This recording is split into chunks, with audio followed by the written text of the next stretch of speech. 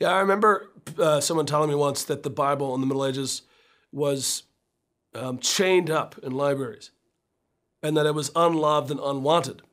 And at the time, I didn't say it to my friend, but it didn't make any sense. Why would you chain up something you don't want?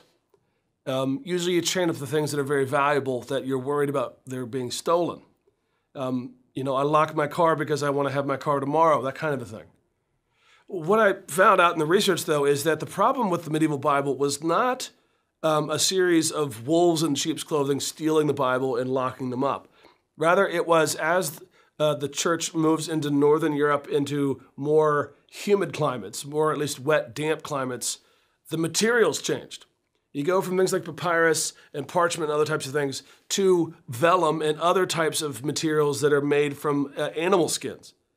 And if you think about it, there are a lot of pages in the Bible, and there's not that much skin on a sheep, no matter how much you take off of it. At the end of the day, you're going to have a lot of animals and a lot of processing of the skin itself to be able to make the sheets for the Bibles. Then you're going to have someone make the ink, make the quills, know how to write well, and be able to copy the Bible word for word.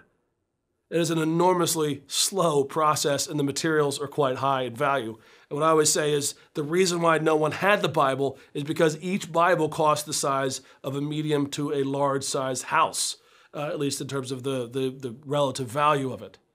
Also, even if you couldn't make Bibles for everybody, the literacy rates were so low that handing them a Bible wouldn't help them.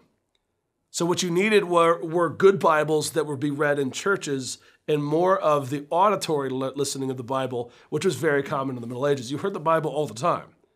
You and I think of private reading as the only way to read the Bible, but in fact, public reading of these big, large Bibles was the way the Middle Ages made the Bible accessible to folks. Now, of course, the big problem was it was in Latin, and sometimes it was not read very faithfully. So there are challenges, yes.